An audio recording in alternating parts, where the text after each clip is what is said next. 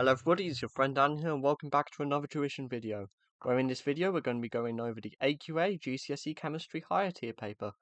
With the year we're going to be doing the Specimen paper, which means this paper was never actually sat by any students and was instead created by the exam board so that students and teachers could have an idea of the type and sort of question that was going to appear in the new specification.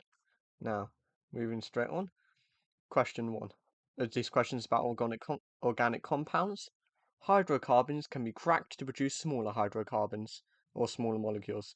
The equation shows the reaction for a hydrocarbon C18H38. Which product of the reaction shown is an alkane? Now, what you need to remember is that the general formula for an alkene is CxH2x, and the general formula for an alkane is CxH2x plus 2. Now, as we can see with the first three choices, the number of hydrogen atoms is 2 times the amount of carbon atoms, which means it's an alkene and not an alkane, which means that the only correct possible choice is C6H14. Now, moving on to 1.2, it shows a table of the boiling point, flammability and viscosity of C18H38 compared with the other hydrocarbons. Which letter, A, B, C or D, shows how the property of C18H38 compares with the other hydrocarbons?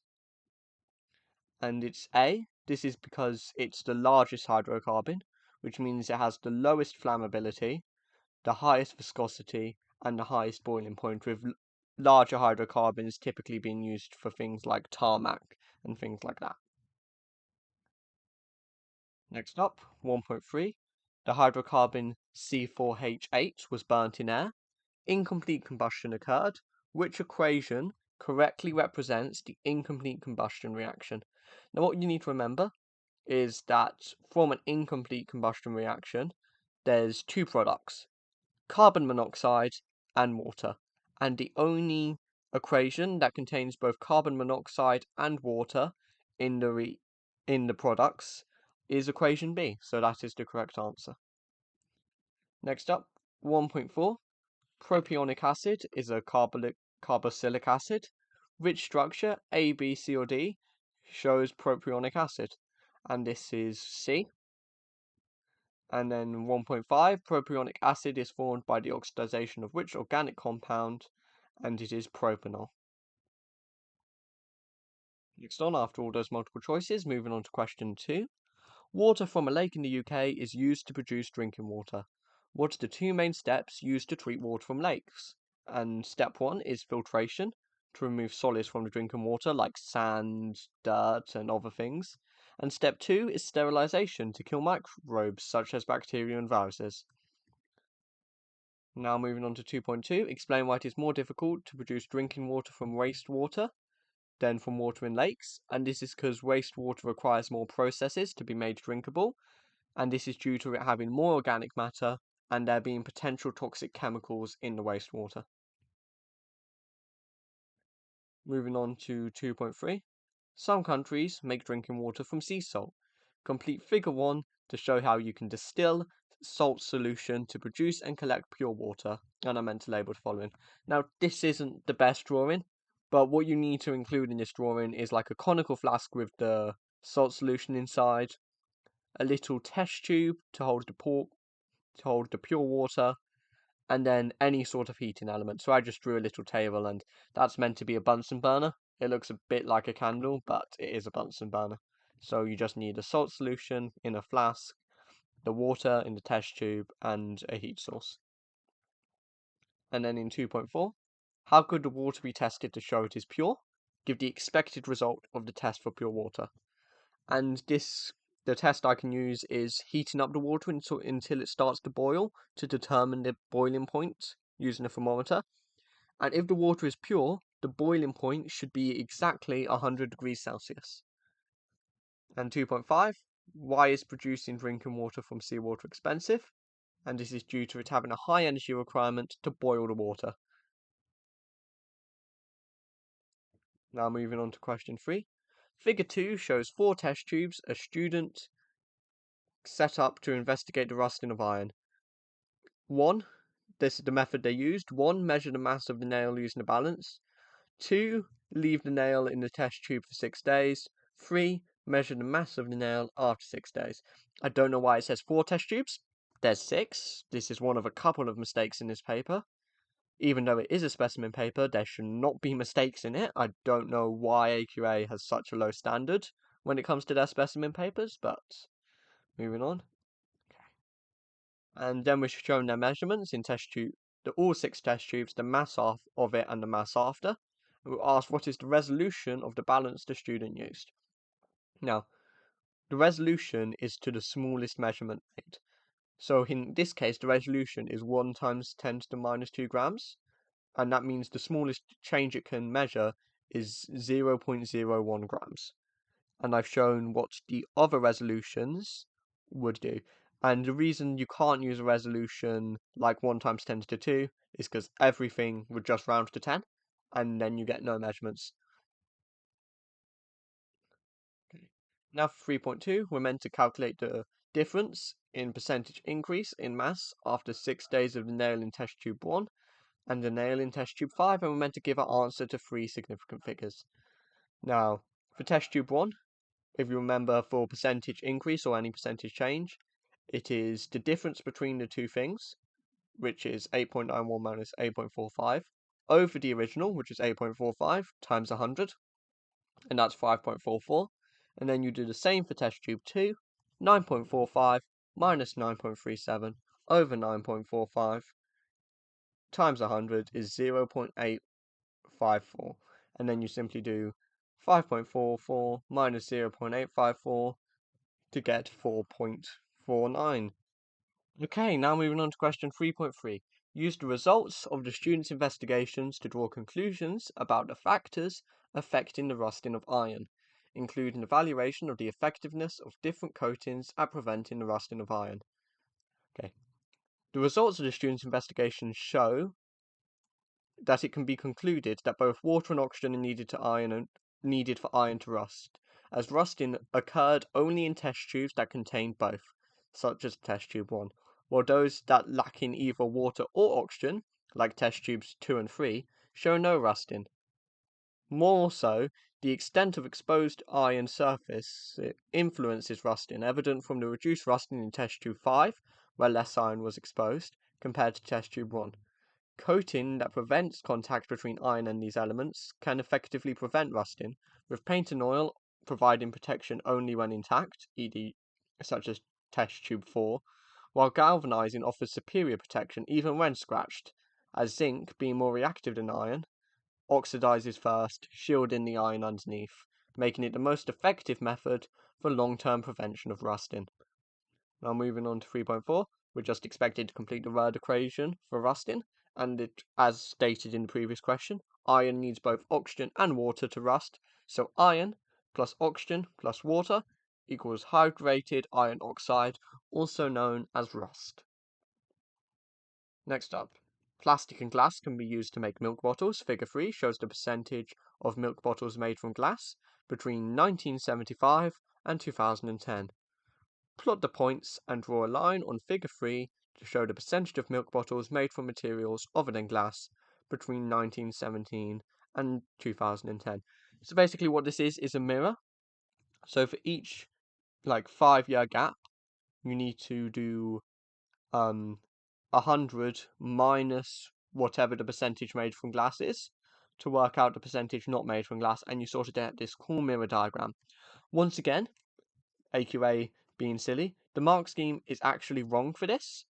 Instead of it wanting this point here to be 82, the mark scheme for some reason says it's 72, which is just very wrong, as anyone who ever did year 3 maths could tell you that 100 minus 18 is 82, not 72. And I've done 82 here because it's the correct answer. The mark scheme's just being stupid. If you drew 72, the graph wouldn't look correct. I don't like AQA. Moving on to 4.2, we're given some information about milk bottles and we're asked to evaluate the production and use of bottles made from soda lime glass and those made from HD polyethylene. Use the information given and your knowledge and understanding to justify your choice of material for milk bottles. And the production of my answer is the production of soda lime glass involves two key stages, with a second stage requiring heating of raw materials like sand, limestone, and sodium carbonate. Meanwhile, HDPE, however, is produced using a three-stage process. First, cracking naphtha to extract ethene, then polymerizing ethene to create the plastic. While glass manufacturing has fewer steps and may be faster, it requires much higher temperatures, potentially resulting in greater energy use and cost. One advantage for glass bottles is that they can be reused, although this comes with additional costs for collection and cleaning. None of you guys will probably remember, I don't even remember this, but often like you got milk in glass bottles delivered and then you leave them out and they take away in the end of the week. Moreover, other glass products can be made from recycled glass, making glass a strong candidate for sustainability. It also typically contains a higher percentage of recycled materials, helping conserve limited raw resources. HDPE offers a wide range of sizes and forms. However, both materials are ultimately made from raw materials, and choosing between them involves weighing energy requirements, reuse potential, and environmental impact.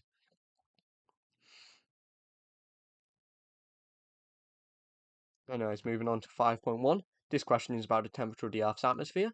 Give one reason why it is difficult to produce models for future climate change. And this is due to there being many different variables that would affect future climate change, such as population, amount of cars, area being used for farmland, new trees being planted. It's just very hard to be able to predict future climate change effectively.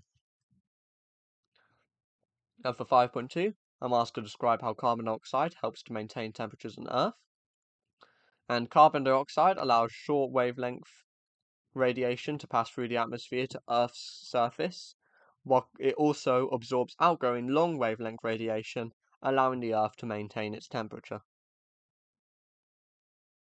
In figure 4, we're shown the change in mean global air temperature from 1860 to 2000, and we're asked to explain how human activities have contributed to the main trend shown from 1910 in figure 4. And the main trend shown from 1910 is an increase. And this is me saying there is a general increase in temperature caused by increases in greenhouse gases by various human activities, such as increased burning of fossil fuels, which causes more carbon dioxide, and the increase in use of landfill producing methane. Moving on to question 6. Ethene is used to produce polyethylene. Draw the bonds to complete the displayed formula of ethene and polyethylene in the reactions. Now, ethene, it's just n amounts of this particle here, with single bonds between the hydrogen and carbon and double bonds between the two carbons. However, for polyethylene, it's a polymer, which means it's connected all the molecules. So it instead has single bonds between all the carbons and single bonds between the hydrogens and the carbons, with this pattern continuing indefinitely. And then we're asked to compare the polymerization reaction used to produce polyethylene with the polymerization reaction used to produce a polyester. Polyethylene is produced by addition polymerization, whereas polyester is instead produced by condension polymerization. Polyethylene is produced from one monomer, where polyester is produced from two different monomers. Polyethylene is produced from ethene, where polyester is produced from a dicarboxylic acid and an alcohol. Polyethylene is the only product formed, whereas in polyester production, water is also produced. Moving on to question 7, we're asked to investigate food dyes using paper chromatography. We're given the method, and we're asked to write down 2 mistakes the student made in setting up the experiment, and explain what problems one of the mistakes would cause. Now, the first mistake is the water above the start line, which would cause the food colouring to dissolve in the water, and the start line is drawn in ink, which would also undergo chromatography and sort of run upwards on the paper. Now, it only asked me to explain one of the mistakes. I've explained two just so, like, if you wanted to do the other mistake, you could explain it as well and still get the mark. Now, we're asked to calculate the RF value of dye A. Now, if you want to know how to calculate the RF value of dye A, it's the distance the dye travelled compared to the distance the solvent travelled. And you can see that we can't actually measure it, but if you were to have this on an actual paper, you could measure this A to have moved 2.8 centimeters, and the solvent removed 8.2 centimeters. So you do 2.8 over 8.2 equals 0.34. Then we're asked that dye D has an RF value of 0.8. Calculate the distance that dye D moved on the chromatography paper. And to do this, you just do 8.2, which is the distance the solvent moved, times the RF value is 0.8 to get 6.6 centimeters. Then for 7.4, explain how the different dyes in X are separated by paper chromatography. And as the solvent moves through the papers, different dyes have different solubilities or like abilities to dissolve in the particular solvent, and different attractions for the paper, and it therefore carries different distances. Yes, this one sentence counts as all 4 marks. I'm not even going to explain why, just AQA being an AQA. Next up, moving on to 7.5, flame emission spectroscopy can be used to analyze metal ions in solution. Figure 7 gives the flame emission spectra of 5 metal ions and a mixture of 2 metal ions. Use the spectra to identify the 2 metal ions in the mixture. And it's Ca2+, which is the top one, and Na+, which is one up from the bottom, as that is the only, as if you overlap those two spectra, you get the mixture of the 2 metal ions. And we're asked to explain why a flame test cannot be used to identify the 2 metal ions in the mixture. And this is due to the ions producing 2 different flame colours, which will sort of mix together and mask each other, making it hard to identify. Sort of like if you mix 2 colours on a paper using like a paint or something, you get a different colour. It's like that with the flames, which makes it hard to identify the 2 ions. Then for 7.7, 2 students tested a green compound X. 2 students added water to compound X. Compound X did not dissolve. The students then added a solution of ethanoic acid to compound X. A gas was produced which turns the lime water milky. Student A concluded that the compound was copper carbonate. Student B concluded that the compound was copper chloride. Student A was incorrect because sodium compounds are white, not green, so compound X cannot contain any sodium. However, student B was also incorrect, as adding acid to carbonate produces carbon dioxide, so it must contain carbonate, not chloride atoms. And you can tell from the question that it produces carbon dioxide, because it turns the lime water milky, which is the test for carbon dioxide. So most likely, it would be copper carbonate, the metal, or compound X. Now moving on to question 8. Fertilizers are used to improve agricultural productivity. Ammonium nitrates are used in fertilizers. Name the 2 compounds used to manufacture ammonium nitrate, and this is ammonia and nitric acid. Now 8.2, a fertilizer contains the following information on the label, and this is the NPK value, which is for this particular fertilizer 141111. Now the NPK value, just a bit of information, it's the nitrogen, phosphorus, potassium ratios in fertilizer, and potassium is K because K is the symbol for potassium on the periodic table.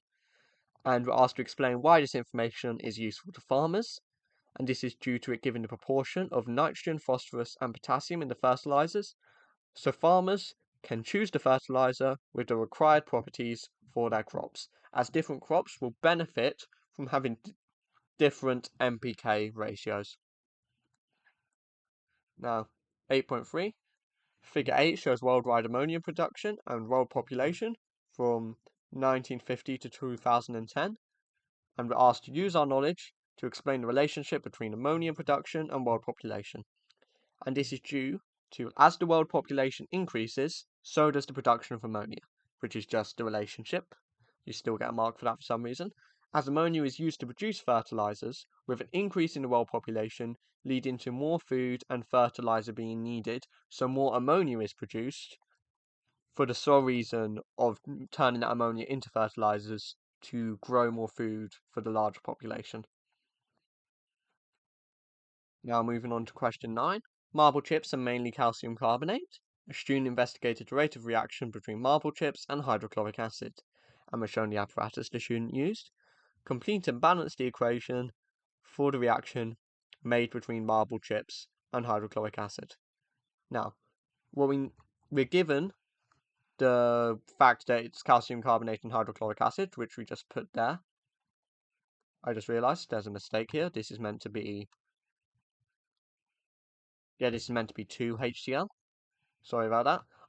We're knowing that calcium carbonate and hydrochloric acid on the left side, and we know that because chloride is more reactive than carbon dioxide, carbonate, it becomes calcium chloride.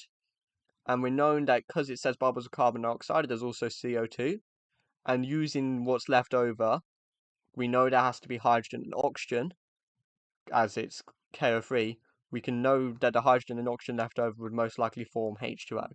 So then you fill all those in, and then you just need to balance the equation, which, as I forgot to do, you just need to put the 2 in front of the HCl, which makes it so there's 1 calcium on either side, 1 carbon on either side, 2 chlorines on both sides, and 2 hydrogen on both sides. Now moving on to 9.2, we're showing the students' results, and we're asked to draw a graph of it. And here's the graph. It's fairly simple. You just select stuff for your units, and then just fill it in like this. And then we're asked for 9.3 to sketch a line on the grid in figure 10 to show the results you would expect if the experiment was repeated using smaller marble chips. And as you can see, the gradient is a lot steeper. This is due to the rate of reaction being faster. However, because it's the same mass of marble chips, as you can see from earlier on, it's 20 grams of marble chips, the overall amount of reactions that occur is the same, so it just plateaus at the same amount of gas produced. Now for 9.4, explain in terms of particles how and why the rate of reaction changes during the reaction of calcium carbonate with hydrochloric acid. Now this is due to the acid particles being used up, so the rate of reaction, as the rate of reaction goes on, so the concentration of the acid decreases, so fewer collisions occur per second, so the rate of reaction slows down. Then we're asked to investigate the rate of reaction by measuring the change in mass. Figure 11 shows the graph plotted from the student's results. And we're asked to calculate the mean rate of reaction up to the time the rate of reaction is completed.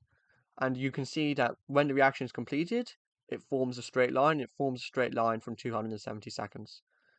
And you can see that when the reaction is finished, the mass of the flask and its contents is 150.3, and when it starts, it's 152.5. So the loss in mass is 152.5 minus 150.3, which is 2.2 grams, and the time taken is 270 seconds. And because it wants it in grams per second, you just divide 2.2 by 270 to get 0.081414, or to 3 significant figures, 0.00815 grams per second. And then we're asked to use figure 11 to determine the rate of reaction at 150 seconds. Now what we need to do is we just need to draw a tangent at 150 seconds. Which would probably look something like that. Obviously use a ruler and draw better than me. And then you simply do the maths from that tangent. The tangent in the mark scheme was 0.35 divided by 50, and that gets you a rate of reaction at 150 seconds of 0.007 grams per second.